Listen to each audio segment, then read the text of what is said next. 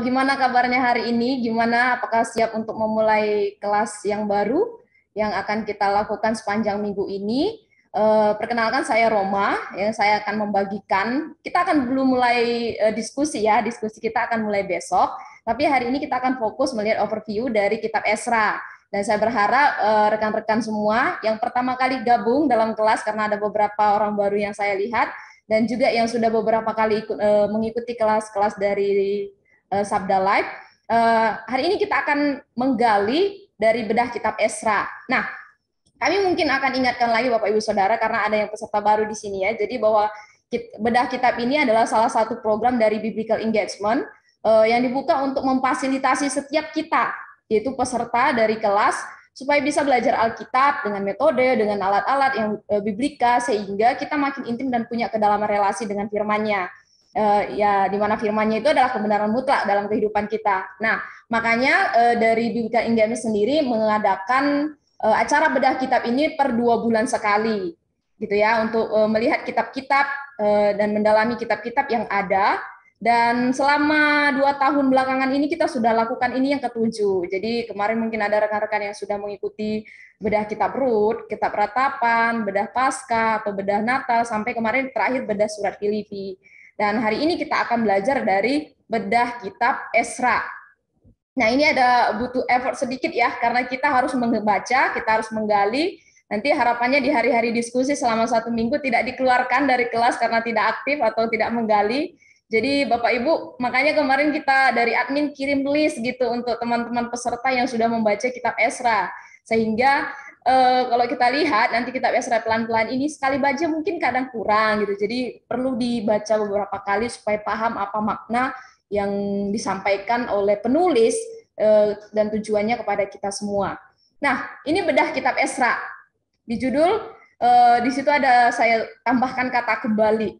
Jadi Esra ini, kitab Esra ini merupakan suatu pelajaran atau catatan sejarah dari umat Israel tentang perjalanan kembali yang mereka alami, yaitu bangsa Israel, bukan hanya kembali ke Yerusalem pasca dibuang di tanah asing. Ada banyak proses kembali terkait hal ini yang dimaksudkan di dalam kitab Esra ini. Dan inilah yang nanti akan kita pelajari. Kembali apa saja? Kembali kepada kebenaran firman Tuhan, kembali kepada kemurnian, kekudusan, kembali kepada kitab suci, kepada Tuhan, dan lain sebagainya. Nah, kata kembali ini nanti akan kita temukan di dalam 1 minggu diskusi kita di dalam minggu ini. Kita akan selidiki ini melalui overview hari ini. Nanti harapannya dalam diskusi seminggu ke depan, apa yang sudah saya bagikan hari ini bisa mengkayakan, dan Bapak Ibu bisa tambahkan lebih luas lagi nanti terkait apa yang baru saya akan bagikan. Nah, ini agenda kita hari ini. Nanti yang pertama kita akan belajar sedikit tentang latar belakang pembuangan dari Israel, terus masuk ke tanah pembuangan, dan kembali pulang ke Yerusalem. Dan yang kedua kita akan belajar tentang latar belakang dari kitab Esra, karena yang kita gali adalah kitab Esra, tentang penulisnya, tujuan penulisnya, ciri-ciri dan garis besarnya. Nah, nanti kita akan lihat juga cuplikan dari video, bukan cuplikan sih, tapi kita lihat video dari The Bible Project dari kitab Esra. Dan yang bagian kedua nanti, agenda kedua itu terkait pelaksanaan kelas diskusi dan juga penutup. Nah, lanjut Bapak Ibu Saudara, kita akan belajar bagian pertama tentang latar belakang pembuangan sampai dengan kembali. Sebenarnya apa sih yang terjadi dengan bangsa Israel ini? Apa yang mereka alami sampai mereka harus dibuang ke tanah asing, ke tanah Babel, dan pada akhirnya juga endingnya kembali ke Yerusalem pulang. Nah, kita lihat dulu sedikit sejarahnya ya, kalau mau ditelusuri ke belakang. Israel itu kan satu bangsa yang Tuhan panggil sebagai umat pilihan Tuhan. Dan itu berasal dari panggilan Abraham dari Allah, terus nyambung ke Ishak, setelah itu nyambung ke Yakub, dan dari Yakub lah namanya diganti menjadi Israel, dan dari keturunannya ada 12 suku Israel, dan perjalanan terus berlanjut sampai mereka masuk ke tanah Kanaan sesuai dengan janji Allah yang sudah dinubuatkan gitu, sesuai janjinya, dan dipimpin oleh Musa dan Yosua. Ketika mereka masuk ke tanah Kanaan, mereka terus mengalami pemberontakan kepada Tuhan, terhadap Tuhan, padahal Tuhan yang pimpin mereka sendiri gitu. Dan akhirnya mereka minta hakim, mandinya Tuhan kasih hakim, dan pada titik tertentu mereka minta raja gitu. Kami minta raja seperti bangsa-bangsa lain yang punya raja. Akhirnya Tuhan juga melalui Samuel memilih Raja Saul menjadi raja pertama. Dan kepada seterusnya adalah Raja Daud, Dan sampai di titik Salomo menjadi raja, dan setelah dia mati, kerajaan Salomo atau suku itu terpecah menjadi dua kerajaan. Yehuda dan Benyamin menjadi kerajaan Israel Selatan, dan 10 suku yang lain kerajaan utara. Itu terpecah menjadi dua. Nah, saat itu pemimpin dari Yehuda atau Israel Selatan itu dipimpin Rehabeam, dan utara dipimpin oleh Yerobeam. Nah, nanti Bapak Ibu bisa belajari sendiri di kitab Taurat, karena ini sangat berkaitan. Nah, setelah itu dipimpin oleh raja-raja yang ada, terus memberontak. Kalau kita pelajari kitab raja-raja, mereka terus memberontak dan memberontak kepada yang dipilih, baik Israel Utara atau Selatan. Dari 39 lebih raja yang ada itu, ada memang raja-raja yang baik, tapi kebanyakan mereka jahat di mata Tuhan. Itu terbukti di kitab raja-raja. Nah, sampai akhirnya Tuhan membuang mereka karena ketidaktaatan mereka. Ketidaktaatan mereka mengakibatkan mereka dihukum oleh Tuhan melalui bangsa-bangsa lain, gitu. Jadi terlihat sekali ya kalau kita lihat akhirnya di kitab 2 Tawarik pasal terakhir itu, Israel Selatan atau Yehuda, suku Yehuda, kita akan belajar bagian ini, mereka dihukum Tuhan dan dibuang ke tanah Babel. Itu terlihat di dalam 2 Tawarik pasal terakhir. Bahkan kita lihat ya, terlihat dari khotbah Yeremia dan pembuatannya terhadap hal ini gitu. Bagaimana dia meratap saat bait hancur, bait Allah hancur gitu, dan mereka semua dibuang ke tanah pembuangan.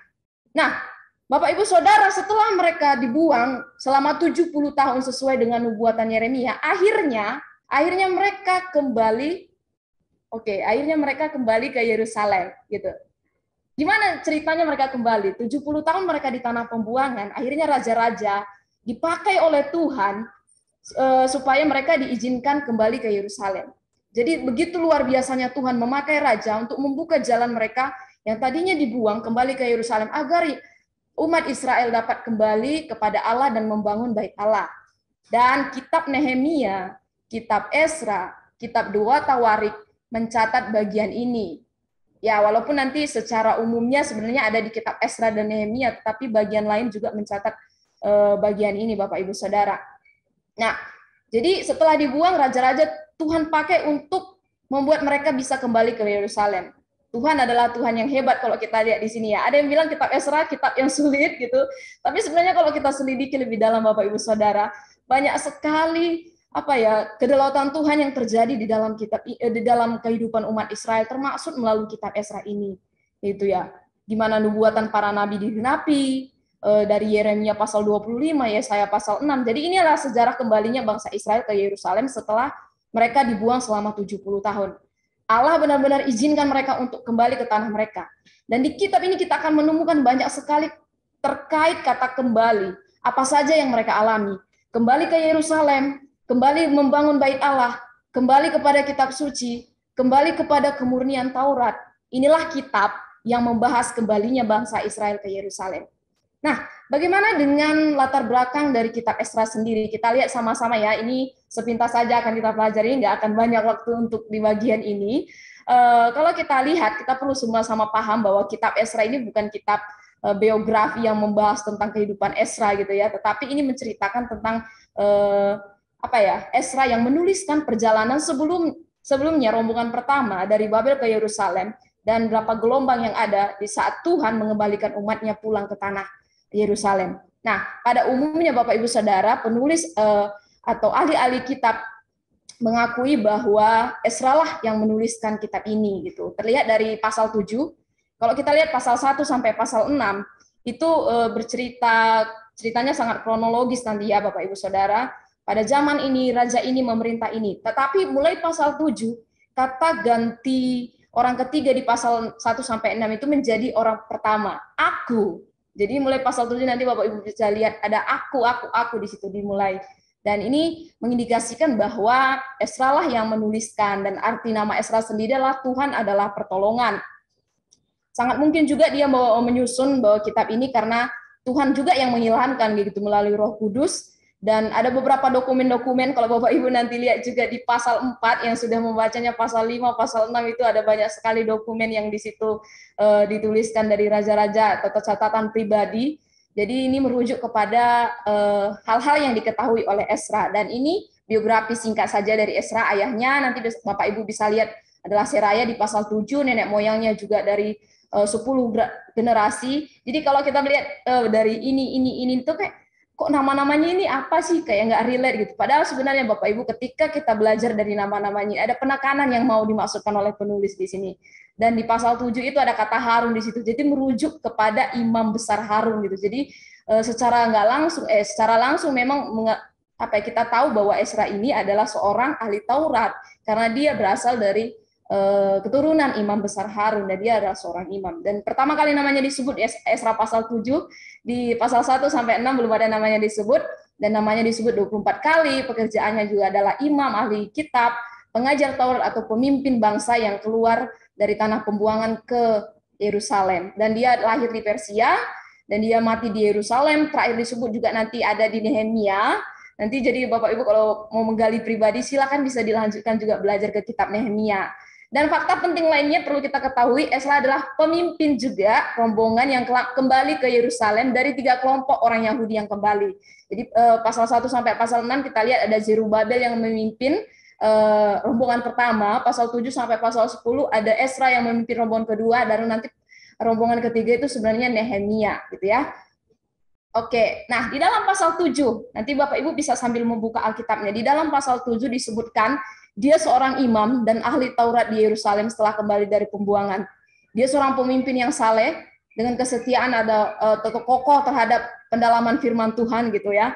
Dia seorang yang mahir dari Taurat Musa. Dia seorang yang punya ketetapan hati gitu, punya komitmen dan konsisten di dalam mendalami firman Allah. Dan yang terakhir, dia dipakai Allah untuk memulihkan kerohanian atau kehidupan moral umatnya sendiri, atau pada saat itu adalah bangsa Israel. Kita tahu bahwa di tengah ketidaksetiaan Israel, dia dipakai oleh Tuhan untuk mengembalikan bangsanya kepada kemurnian yang sesuai dengan hukum Tuhan. Jadi dia dipakai oleh Tuhan untuk membawa satu pembaruan melalui firman-Nya yang bersifat final itu tadi, yang mutlak, sehingga manusianya juga diperbarui gitu. Jadi bukan hanya bicara tentang bangun bait Allah, tetapi juga manusianya perlu diperbarui. Ini adalah sikap Esra di mana dia punya kedekatan dengan firman Tuhan dan juga dengan Tuhan. Nah, selain itu Bapak Ibu Saudara, diperkirakan Esra juga yang menulis kitab 1 dan 2 Tawarik. Apalagi kalau Bapak Ibu lihat kitab 2 Tawarik pasal 36, pasal terakhir, itu kalimat yang sama diulang di pasal Esra pasal 1. Nanti silakan lihat, saya juga baru kulik beberapa waktu ini, ternyata sama gitu kalimatnya. Nah, kalau kita lihat tujuan dari penulisan kitab Esra ini, tujuannya sebenarnya ada dua bagian di sini. Ditujukan untuk menunjukkan pemeliharaan dan kesetiaan Allah terhadap bangsa Israel dan memulihkan mereka pasca mereka dibuang di tanah Babel sehingga mereka kembali ke Yerusalem.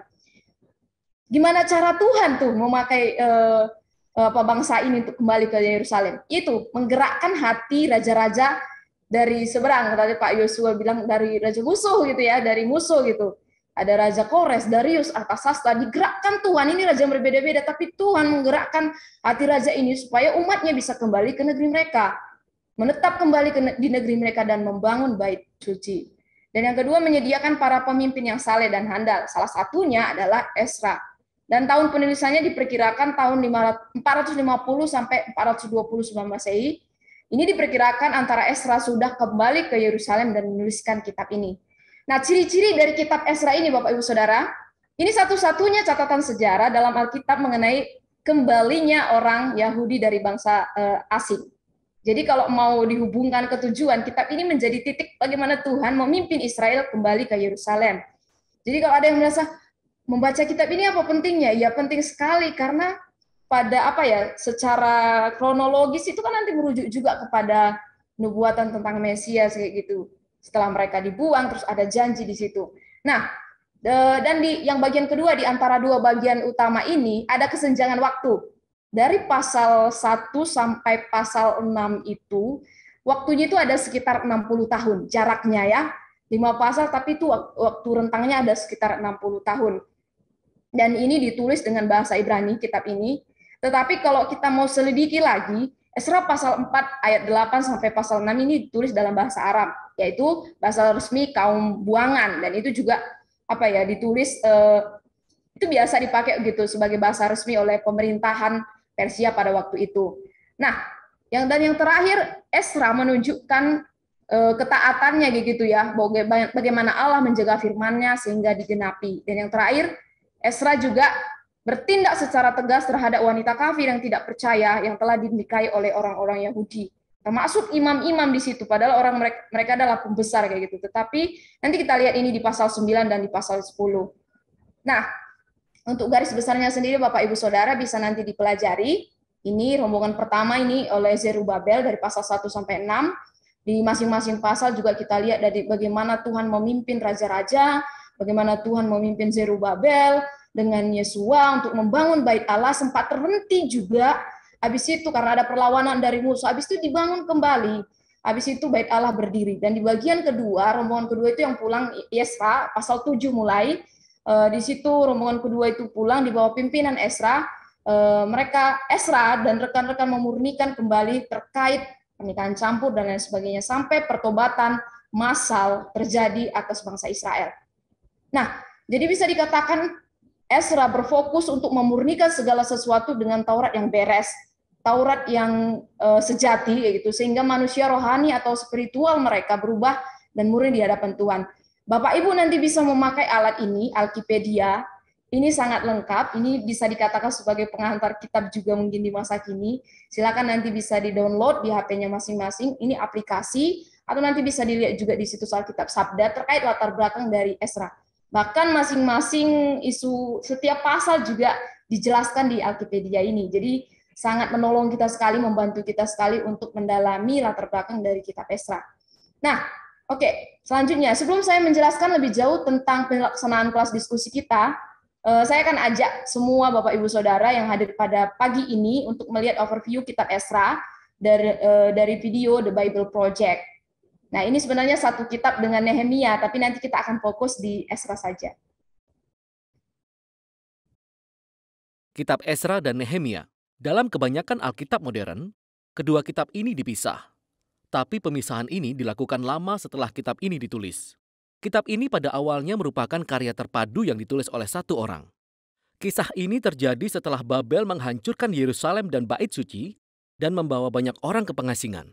Dan kisah dalam kitab ini terjadi 50 tahun kemudian, serta menceritakan tentang kembalinya sebagian umat Israel ke Yerusalem dan apa yang terjadi ketika mereka membangun kembali kota dan kehidupan mereka di sana. Secara khusus, kitab ini berfokus pada 3 pemimpin kunci yang memimpin upaya pembangunan kembali. Ada Zerubabel, Esra, dan Nehemia. Dan rancangan kitab ini berfokus pada upaya masing-masing pemimpin tersebut.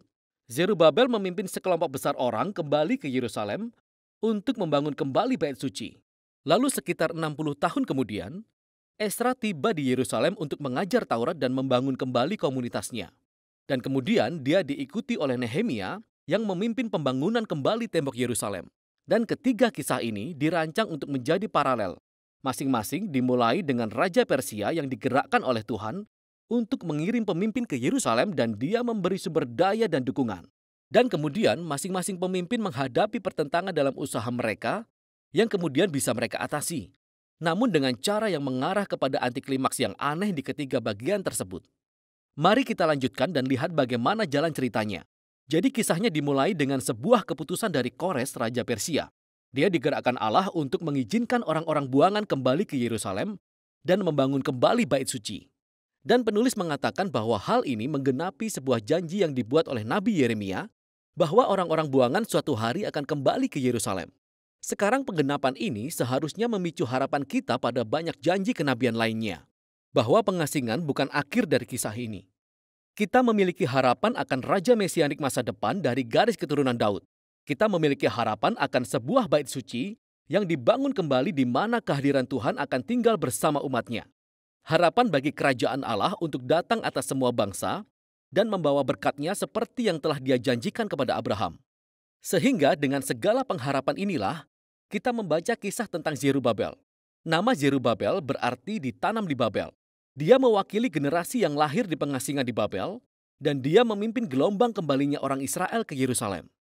Setelah mereka menetap di sana, mereka membangun kembali mezbah untuk mempersembahkan korban, dan kemudian membangun bait suci, upacara peletakan fondasi, dan kemudian pentahbisan bait suci. Ini adalah momen-momen penting. Kisah masa lalu tentang kemah suci dan pentahbisan bait suci hendaknya tetap kita ingat. Ini adalah saat di mana awan api kehadiran Allah seharusnya turun. Dia tinggal dengan umatnya, namun itu tidak terjadi. Jadi sementara beberapa orang bersorak-sorai untuk bait suci yang baru ini, para tua-tua yang pernah melihat bait suci Salomo menangis dalam kesedihan. Ini tidak sebanding dengan kejayaan di masa lalu atau harapan mereka untuk masa depan. Dan disinilah kita mendapati kisah pertama tentang pertentangan yang sangat aneh. Jadi cucu-cucu orang Israel yang tidak dibawa ke pengasingan selama ini tinggal di Yerusalem. Dan mereka datang untuk menawarkan bantuan untuk membangun kembali bait suci. Dan Zerubabel menolak. Zerubabel berkata, "Engkau tidak memiliki bagian dalam bait suci kami." Dan ini tentu saja memicu konflik yang kemudian diatasi oleh Zerubabel. Tapi ini sangat aneh, karena para nabi mendapat penglihatan bahwa semua suku Israel akan berkumpul dengan semua bangsa untuk berpartisipasi dalam penyembahan Allah Israel ketika kerajaan Allah pada akhirnya datang. Jadi bisa dikatakan bahwa ini adalah momen antiklimaks. Di bagian selanjutnya, kita akan dibawa maju 60 tahun kemudian, dan kita diperkenalkan kepada sosok Ezra.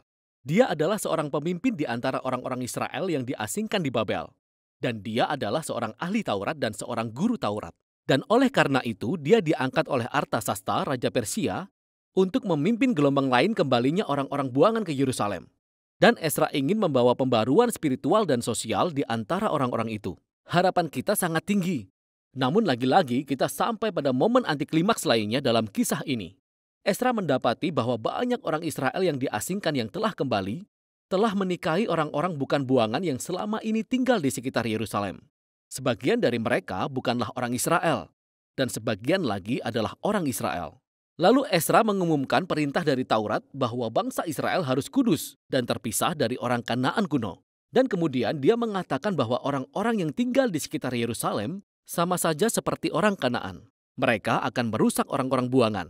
Jadi Ezra menaikkan doa pertobatan, dan ini sangat menyentuh hati. Tapi kemudian, dia mengumpulkan semua pemimpin dan memberlakukan peraturan perceraian yang mengatakan semua perkawinan ini harus dibatalkan. Para wanita dan anak-anak diusir. Dan kemudian, peraturan tersebut hanya dijalankan sebagian setelah diterimanya daftar beberapa pria yang menceraikan istri mereka. Kisah ini sangat aneh untuk beberapa alasan. Pertama-tama, Allah tidak pernah memerintahkan Ezra untuk melakukan semua ini, namun pemimpin-pemimpin Yerusalemlah yang membuat Ezra membuat peraturan ini. Kedua, Nabi Maleaki yang hidup pada zaman yang sama mengatakan bahwa orang-orang buangan harus menjaga kemurnian. Namun dia juga mengatakan bahwa Tuhan menentang perceraian. Dan karena itu, beragam dampak dari keputusan ini sesuai dengan pola penutup antiklimaks yang aneh. Oke, ya itu yang sudah kita lihat dari The Bible Project. Jadi tadi bagian yang selanjutnya itu tentang Nehemia. Nanti Bapak Ibu bisa lihat sendiri gitu untuk cuplikannya. Jadi yang sudah kita lihat ya dari penjelasan saya tadi terkait latar belakang kitab Esra ditambah dengan video dari The Bible Project yang kita lihat, udah semakin terbuka ya bahwa kita bisa katakan bahwa Tuhan memang Allah yang berdaulat gitu atas semua bangsa, bahkan atas bangsa lain pun.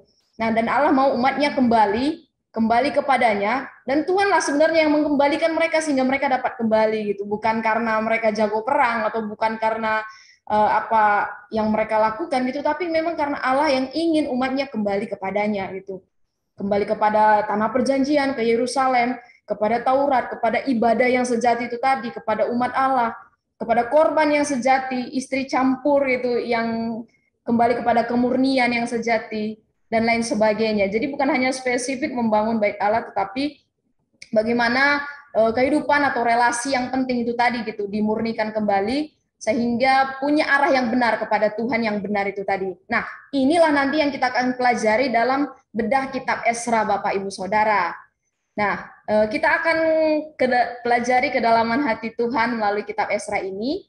Namun sebelum saya akan lanjutkan, kita akan memakai metode ya Bapak Ibu, karena setiap kita membedah kitab, kita akan memakai metode yang bisa digunakan supaya kita tidak liar gitu ya. Jadi kita akan memakai metode SABDA. Bagi mungkin Bapak Ibu yang belum mengetahui, SABDA ini adalah singkatan dari simak, analisa, belajar, doa, diskusi, dan juga aplikasi.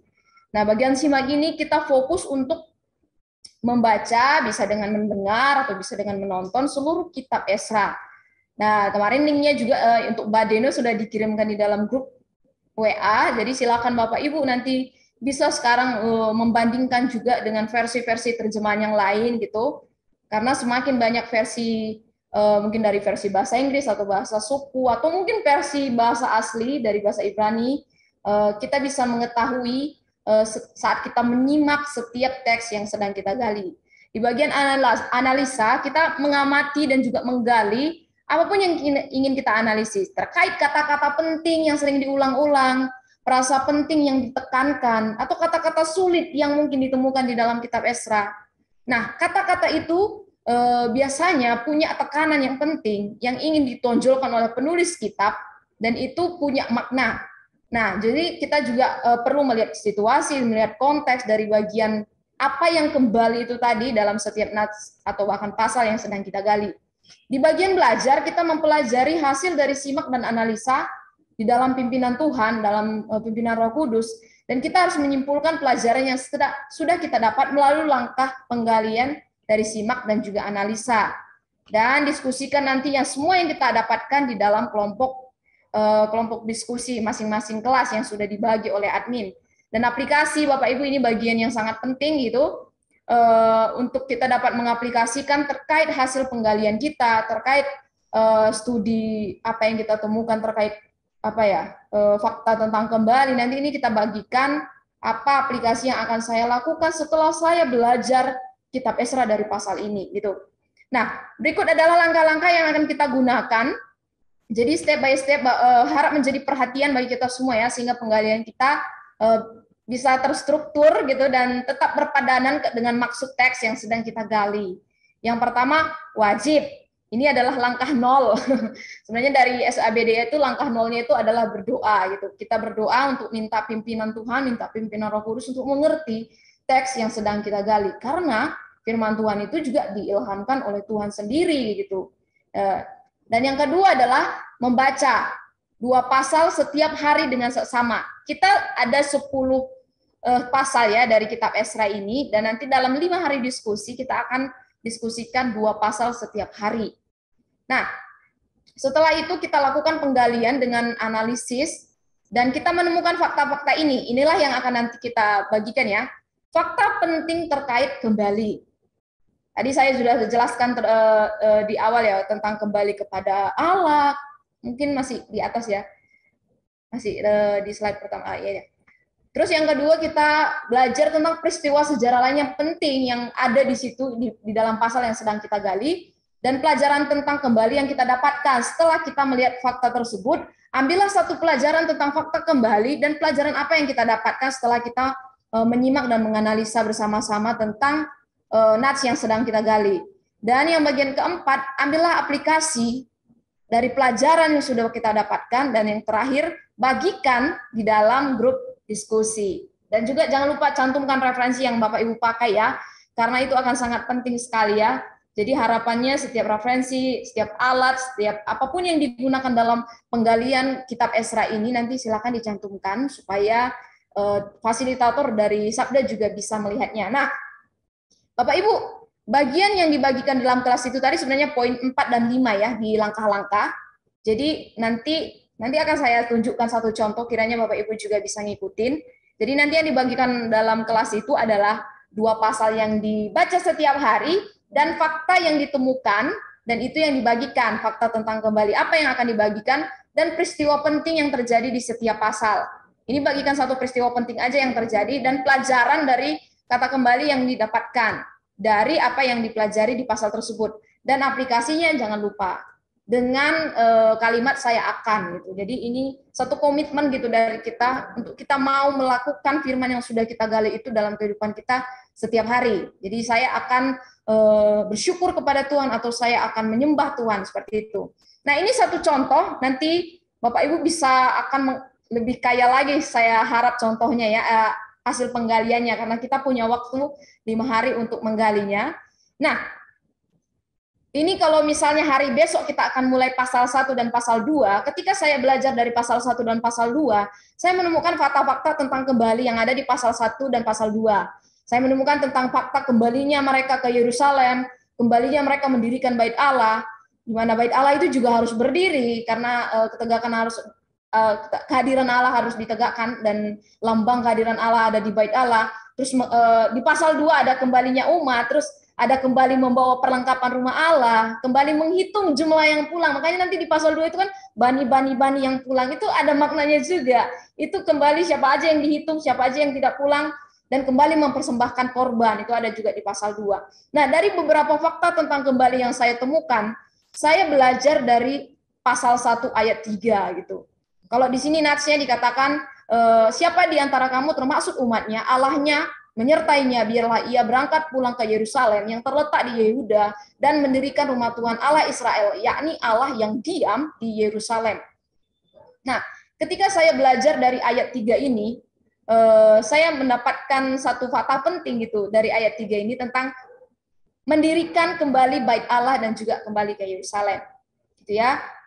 Nah, peristiwa lain yang saya temukan ketika belajar dari pasal 1 dan pasal 2 ini menarik sekali. Ini saya jadi kulik tentang Raja Kores gitu, di mana Raja Kores ini adalah raja dari Persia yang dipakai Tuhan untuk digerakkan hatinya untuk bisa mengizinkan umat Israel pulang ke Yerusalem. Dan nama ini muncul 30 kali dalam Alkitab. Dalam pemerintahan raja ini juga ini sesuai dengan nubuatan Yesaya 44. Bahkan di Yesaya 44 namanya sebenarnya sudah disebut. Ini ajaib sekali. Kalau bukan firman Tuhan ini tidak terjadi. Nubuatan Yesaya digenapi gitu melalui Raja Kores ini. Dan dia berkuasa cukup singkat sebenarnya Bapak Ibu Saudara, antara 539 sampai 530 sebelum Masehi, cukup singkat. Tetapi dalam pemerintahan Raja Kores ini banyak hal yang dia dapatkan. Istilahnya banyak keberhasilan yang dia lakukan ketika dia memimpin, termaksud meruntuhkan kerajaan Babel saat itu, sehingga dalam jangka 1 tahun Kores berhasil menguasai hampir seluruh Timur Tengah ya, kecuali Mesir saat itu, karena Mesir ditaklukkan oleh anaknya Kores. Nah, ini the point sejarah, fakta penting tentang Raja Kores yang saya temukan, dan ini membuktikan ya, karena ini sejarah, ini benar. Jadi ini membuktikan bahwa firman Tuhan yang kita sedang gali ini adalah firman Tuhan yang benar gitu. Dan pelajaran penting yang saya temukan setelah belajar tentang fakta kembali dan juga peristiwa penting dari Raja Kores, saya belajar tentang Israel yang saat itu pulang, itu pun semua karena Tuhan. Dan Tuhan izinkan mereka memberikan mereka bisa kembali pulang ke Yerusalem. Tuhan nggak pernah meninggalkan umatnya. Meskipun seakan-akan ketika 70 tahun mereka di Babel, Tuhan kok kayaknya diam saja nggak melakukan apa-apa. Nah, di situ pun Tuhan punya kehendak atas umat Israel, Bapak Ibu. Di 70 tahun mereka dibuang, Tuhan tetap punya kehendak atas bangsanya. Tuhan tidak tinggalkan umatnya sekalipun. Tuhan mampu membangkitkan raja yang kejam untuk menghukum bangsa Israel melalui Nebukadnezar. Tetapi Tuhan juga bisa mengizinkan Raja Kores untuk membuat mereka bisa pulang ke Yerusalem. Bukan masalah Israel yang jago perang ya, saya ingatkan lagi, atau musuh yang ditumpas oleh bangsa Israel. Tetapi karena Tuhanlah mereka bisa pulang. Mereka bergembira karena kemurahan Tuhan yang menuntun mereka melangkah demi langkah sampai kembali kepada Tuhan. Nah, itu pelajaran yang saya dapatkan dari pasal 1 ayat 3 yang saya gali, dan aplikasi yang saya dapatkan di sini, ya saya belajar untuk akan terus bersyukur kepada Tuhan karena Tuhan berdaulat, bahkan Tuhan pakai raja-raja, pakai umatnya, dan rencananya, dan penggenapannya, semua ajaib sekali. Dan aplikasi yang lainnya saya dapatkan ya, ketika Tuhan menegur kita, ketika Tuhan menegur saya karena kebebalan hati saya, kenapa harus marah kepada Tuhan? Orang ini salah saya sendiri kok. Nah, jadi saya harus belajar dari kesalahan untuk segera kembali kepada Tuhan dan bertobat kepadanya. Meskipun mungkin hari-hari yang dialami nggak selalu baik gitu ya. Tetapi ketika saya mau bersyukur kepada Tuhan dan mau kembali kepadanya, ya Tuhan pasti menolong dan memberkati saya. Nah, ini contoh saja yang bisa kita nanti lihat sama-sama Bapak Ibu, dan kiranya ini juga bisa menolong sebagai jalan gitu nanti untuk memberikan hasil penggaliannya untuk besok. Nah, ini hari diskusinya ya. Hari ini kita akan mulai dengan training, dan 5 hari diskusi kita akan mendiskusikan pasal 1 dan pasal 2 besok. Jadi malam ini Bapak Ibu Saudara mulai udah bisa menggali pasal 1 dan pasal 2, nanti Jumat, Sabtu, seterusnya sampai hari Selasa, sampai ke pasal 9 dan pasal 10. Dan di Rabu depan kita akan bertemu dalam evaluasi. Nah, dan kita akan lakukan diskusi melalui WhatsApp group ya, jadi tidak melalui Telegram group, tetapi melalui WhatsApp group.